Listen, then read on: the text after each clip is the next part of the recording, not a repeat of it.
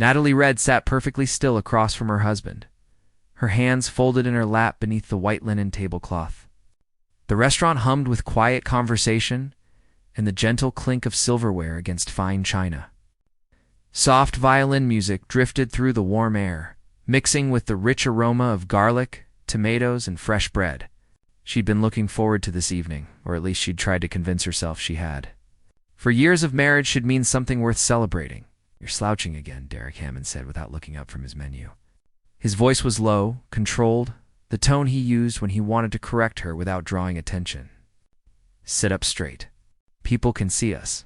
Natalie straightened her spine immediately, muscle memory responding before her brain fully processed the command. She glanced around the elegant dining room of Moretti's, one of the most exclusive Italian restaurants in the city.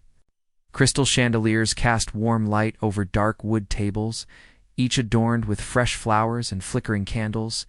The walls displayed black and white photographs of Italian coastlines. Everything about the place whispered old money and discretion. "I'm sorry," she whispered, though she wasn't sure why she was apologizing. Sitting wasn't something you could do wrong, was it?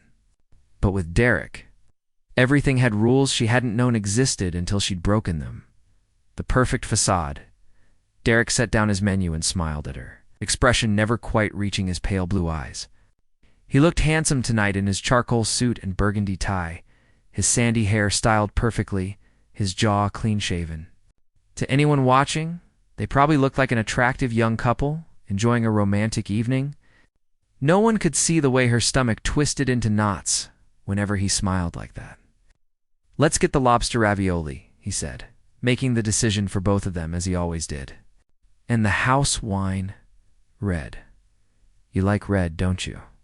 Natalie didn't particularly like red wine. It gave her headaches.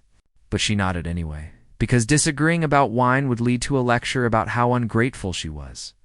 How he worked 60-hour weeks to afford nice things. How other women would appreciate having a husband who took them to expensive restaurants. "That sounds perfect," she said, her voice barely audible. A server appeared at their table. A young man with kind eyes and a professional smile. Derek ordered for both of them without consulting Natalie further, then handed back the menus with the expectation of immediate service. The server nodded and disappeared toward the kitchen. "You could have ordered for yourself," Derek said once they were alone again. "You're 28 years old, Natalie. Act like an adult." Contradiction made her head spin. "Order for yourself, but also let me order. Speak up, but stay quiet. Be independent, but ask permission." The rules changed depending on his mood. She'd long ago stopped trying to predict which version of him would show up, watching eyes across the dining room. Seated at a corner table with a clear view of the entire restaurant, Vincent Moretti noticed the couple by the window. He'd owned this establishment for 15 years, and he prided himself on reading people. The nervous way the woman held herself, the tension in her shoulders, the way she flinched slightly whenever her husband spoke. He recognized the signs. Vincent was a large man, broad-shouldered and solid, with silver threading through his dark hair. His face was weathered, lined with the kind of hard experience that came from growing up in neighborhoods where you learned early to protect what mattered. He wore a simple black suit, no tie, his shirt open at the collar. The gold watch on his wrist had been his father's, and the ring on his right hand bore the family crest. "You see that table by the window?" Vincent asked Tommy Ritchie, his head of security and oldest friend. Tommy sat across from him, younger by a decade, but just as observant. Tommy followed Vincent's gaze and nodded slowly. "The guy's a real piece of work, huh?" "Watch them," Vincent said quietly. "Something's not right." The spilled water. Natalie reached for her water glass, her hand trembling slightly from nerves. She'd been careful all evening, monitoring every movement, every word, every expression. But her sleeve caught the edge of the glass. Suddenly water was spreading across the tablecloth, dripping onto Derek's lap. Time seemed to slow down. Natalie watched the water spread, watched Derek's face transform from pleasant mask to cold fury in the span of a heartbeat. She grabbed her napkin, reaching across to try to stop the flow. Apologies already tumbling from her lips. "I'm so sorry." "I didn't mean to. Let me?" Derek's hand shot out and grabbed her wrist. his fingers digging in hard enough to hurt. His smile never wavered, but his eyes had gone flat and dangerous. "Clumsy," he said pleasantly. "Loud enough for nearby tables to hear?" "My wife is so wonderfully clumsy. It keeps life interesting, doesn't it, darling?" Natalie felt tears prick at her eyes, but she blinked them back. Crying in public would only make things worse later. "I'm sorry," she repeated, her voice breaking. "You're always sorry," Derek said, still smiling that terrible smile. He released her wrist and gestured to the spreading water. "Clean it up. And try not to cause another scene." The intervention begins. Vincent had seen enough. He stood from his table, buttoning his suit jacket with deliberate slowness. Tommy started to rise as well, but Vincent held up a hand, stopping him. Some things required a personal touch. He crossed the dining room with the measured pace of someone who owned not just the restaurant, but everything in it. Other patrons glanced up as he passed, recognizing him, offering respectful nods. Vincent Moretti was known in this city, respected by some, feared by others, never ignored. When he reached the couple's table, the husband was in the middle of a quiet tirade, his voice low but venomous, while the wife sat frozen, her face pale.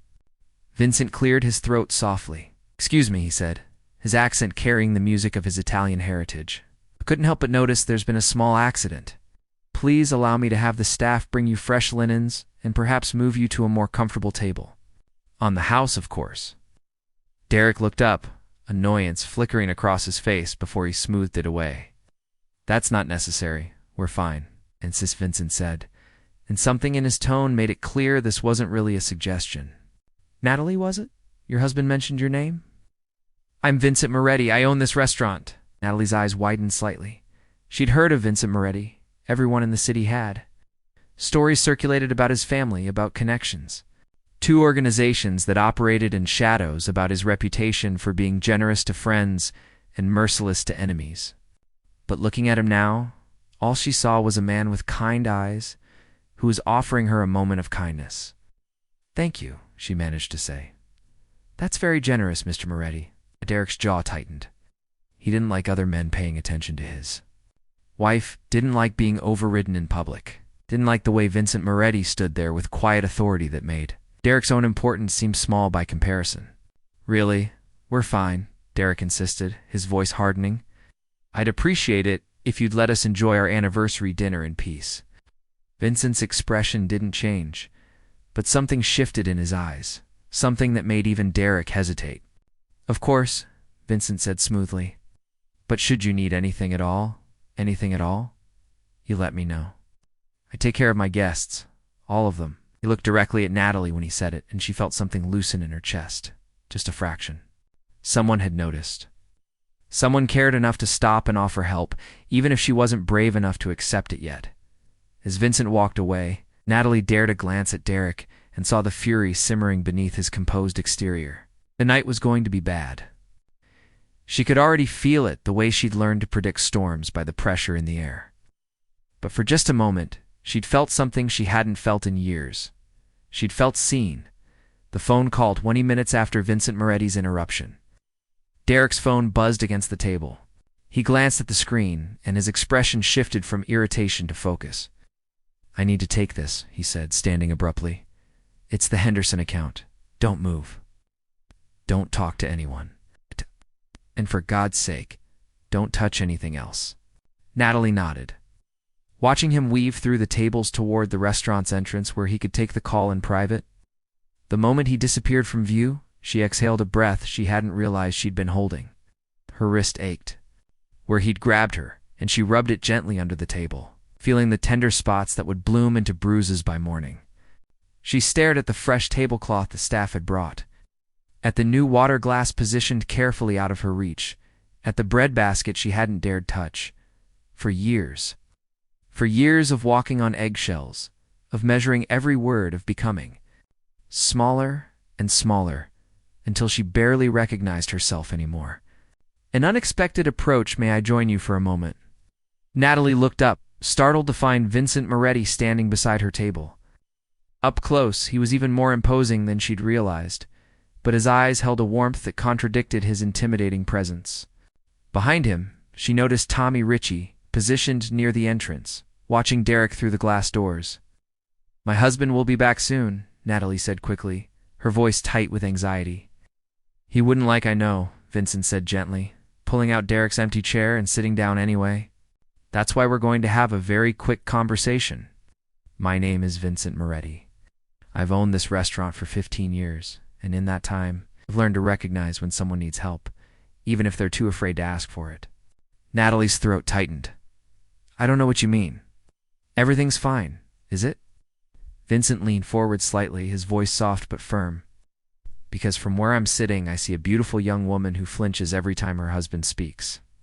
I see bruises on your wrist that you keep trying to hide. I see someone who's forgotten what it feels like to breathe freely." Tears welled in Natalie's eyes before she could stop them. She looked away, blinking rapidly. "Derek's just stressed.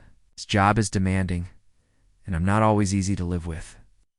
I make mistakes. I forget things. Stop," Vincent said, the single word carrying such authority that Natalie's explanation died in her throat. "Those are his words, not yours. How long has he been telling you that you're the problem?" The truth surfaces the question broke something inside her. Natalie felt tears spill down her cheeks, and she quickly wiped them away with trembling fingers. 3 years, she whispered. "The first year was wonderful. He was charming and attentive and made me feel special. But then little things started changing. He wanted to know where I was all the time. He got upset if I spent time with friends. He convinced me to quit my job at the design firm because he said I was too stressed that he could support both of us."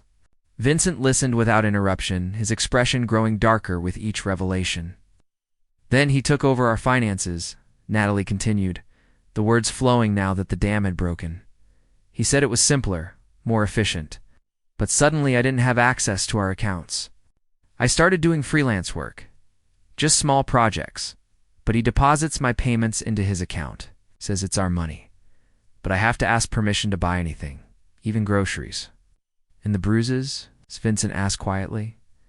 Natalie's hand instinctively moved to her wrist. "It started 6 months ago, just grabbing too hard when he was upset, then pushing. Last month he shoved me into the kitchen counter so hard I couldn't breathe properly for 2 days. But he always apologizes afterward. He brings flowers, takes me to dinner, tells me he loves me and it won't happen again." "But it does happen again," Vincent said. "It wasn't a question. Every time," Natalie whispered.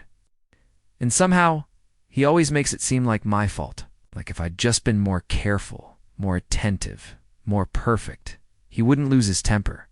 The confrontation through the window, they could see Derek finishing his call.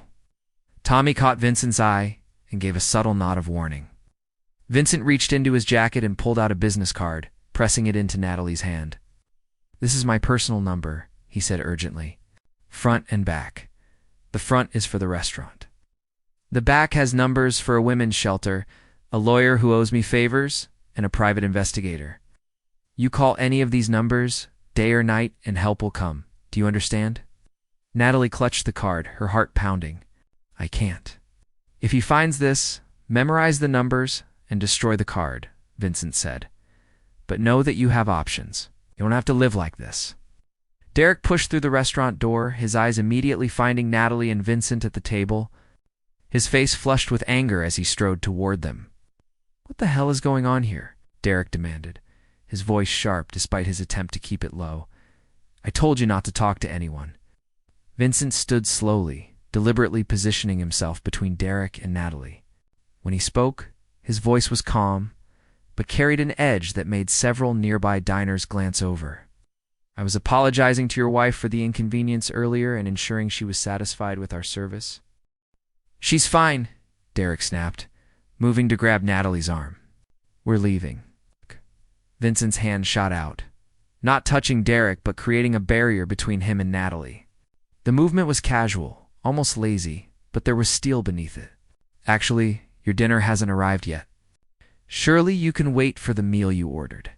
The revealed Derek's eyes narrowed.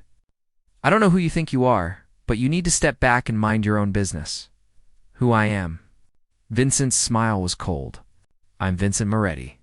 My father was Antonio Moretti. My uncle was Giuseppe Moretti, and my cousin runs the largest construction union in the state.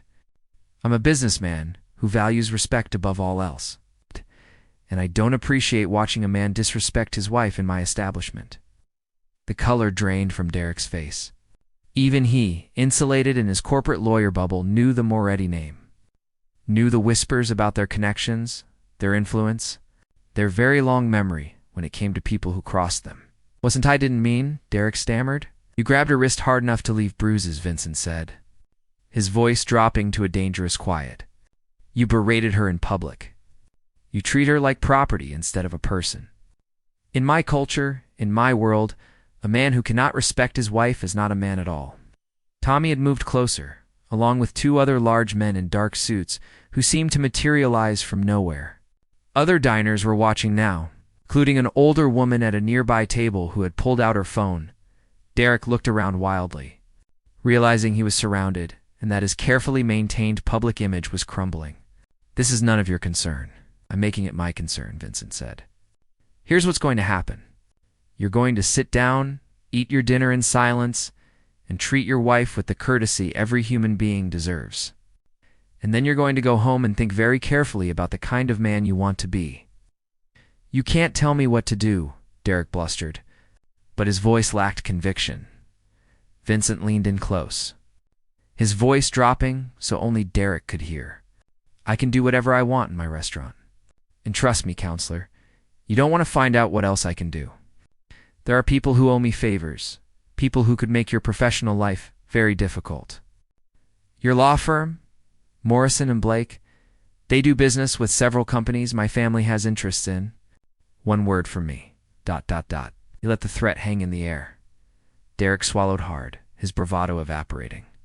He looked at Natalie, then back at Vincent, and seemed to make a calculation. "Fine," he said stiffly. "We'll stay for dinner." But as he moved to sit down, Vincent added one more thing. "And Mr. Hammond? If I hear that anything happens to Natalie after tonight, anything at all, you and I will have a much longer conversation. The kind that doesn't happen in public. Capiz?" Derek nodded, his face pale, and sat down without another word. As Vincent returned to his table, the elderly woman who had been watching the scene unfold approached Natalie. She had silver hair styled in an elegant bun, wearing pearls and a navy dress that spoke of old money and good breeding. Her eyes, however, held a sharpness that age hadn't dimmed. "Excuse me, dear," she said, her voice carrying the refined accent of someone educated in expensive private schools. "My name is Grace Chen. I'm a retired family court judge. And I want you to know that I witnessed everything that happened here tonight. Everything. If you need a statement, testimony, or simply someone to verify what I saw, here's my card." She placed a cream-colored business card on the table next to Natalie's untouched water glass. Derek stared at it like it was a live grenade. "That's not necessary," Derek said quickly, his voice strained. "This is just a misunderstanding between my wife and me." Grace Chen turned her sharp gaze on him, and Derek actually flinched. "Young man, I've been presiding over domestic cases for 35 years. I know the difference between a misunderstanding and abuse. And I know that what I witnessed tonight was a man systematically controlling and intimidating his spouse." She looked back at Natalie. "You have witnesses now, dear. You're not alone anymore." Before Derek could respond, another woman approached the table. She was younger, maybe in her late 30s, with auburn hair pulled back in a practical ponytail. She wore jeans and a leather jacket, despite the restaurant's upscale atmosphere. And there was a badge clipped to her belt. "Detective Laura Bennett," she said, showing her identification. "I'm off duty tonight, just having dinner with my sister, but I couldn't help overhearing the commotion." "Ma'am, are you safe? Do you need assistance?" Natalie felt overwhelmed by the sudden attention, by these strangers who had chosen to involve themselves in her private nightmare. Part of her wanted to shrink back, to apologize, to make excuses for Derek the way she'd been conditioned to do. But another part of her, a part she'd thought Derek had killed years ago, was waking up and screaming that this was her chance. She started, her voice trembling. She looked at Derek, saw the barely contained fury in his eyes. The way his hands gripped the edge of the table so hard his knuckles had turned white. Tomorrow, if she went home with him tonight, would be the worst day of her life. She knew it with absolute certainty. But if she didn't go home with him, what then? Where would she go? How would she survive? Derek controlled everything: their apartment, their money. Even her phone was on his family plan, and he monitored every call and text, as if reading her thoughts. Detective Bennett pulled out her own card and set it next to Grace Chen's. "There are resources," she said gently. "Safe houses, legal aid, support groups. You don't have to figure everything out tonight. You just have to make one choice. Do you want to be safe?" The choice. Natalie looked down at the 2 business cards on the table, then at Vincent Moretti's card still clutched in her shaking hand. 3 strangers had stepped forward in the space of 10 minutes to offer her a lifeline. 3 people who owed her nothing had chosen to see her suffering and refused to look away. "Natalie," Derek said, his voice tight with barely controlled rage masked as concern, "let's go home. These people are overreacting. We can talk about this privately. Talk about it privately." The words sent ice through her veins because she knew what talking privately meant. It meant his hands around her throat. It meant being shoved into walls, her head cracking against solid surfaces. It meant lying in bed afterward, wondering if next time he would go too far and she wouldn't get back up. "No," Natalie said, the word barely a whisper. "What?" Derek leaned forward, his voice dangerous. "No," Natalie repeated, louder this time. Her hands were shaking so badly the card fluttered, but she met his eyes. "I'm not going home with you tonight." Derek's face transformed, fury breaking through his careful mask. "You ungrateful? Careful?" Detective Bennett said sharply, her hand moving casually toward her badge. "You're already on thin ice, Mr. Hammond. I'd hate to have to arrest you for threatening behavior in front of multiple witnesses." Tommy Ritchie had moved closer again, along with his associates. Vincent Moretti watched from his table with the patient expression of a man who knew how to wait, who knew that sometimes justice moved slowly but arrived inevitably. Derek looked around at the circle of people who had formed a wall between him and his wife, and perhaps for the first time, he understood that he'd lost control of the situation. His carefully constructed world where he held all the power and Natalie had none was crumbling. "Fine," he spat, standing abruptly. "Keep her. She's more trouble than she's worth anyway." He threw his napkin on the table and pulled out his wallet, deliberately counting out exact bills for the meal they hadn't eaten. "Don't come crawling back when you realize you can't survive without me." He stormed out of the restaurant, and Natalie felt something break inside her chest, not her heart, but the chains that had been wrapped around it for 3 years. Rebuilding begins. The next 2 hours passed in a blur. Detective Bennett made phone calls, ranging for Natalie to stay at a secure shelter that specialized in helping domestic violence survivors. Grace Chen sat with her, holding her hand and sharing her own story from 40 years ago, when she'd been a young law student married to a man who hit her. Before such things were talked about openly, Vincent Moretti had his staff pack up food for Natalie to take with her and quietly slipped an envelope into Detective Bennett's hand. "For expenses," he said simply. "Whatever she needs to get started." When Bennett opened it later, she'd find $5,000 in cash and another note, with more phone numbers: a therapist, an employment lawyer, a real estate agent who helped abuse survivors find safe housing. Tommy drove Natalie to the shelter himself, in Vincent's personal car, making sure Derek wasn't following. As they pulled up to the nondescript building with its reinforced doors and security cameras, Tommy turned to her. "Boss wants you to know something," he said, his rough voice surprisingly gentle. "You need anything, anything at all, you call." Vincent doesn't forget people who show courage. And walking away tonight, that took real guts. Natalie nodded, too overwhelmed to speak. She clutched the bag of food and the envelope of business cards like lifelines. 6 months later, the morning sun streamed through the windows of Natalie's new apartment, a modest studio in a neighborhood far from the upscale area where she'd lived with Derek. It was small, but it was hers. Her name on the lease, her furniture, her rules.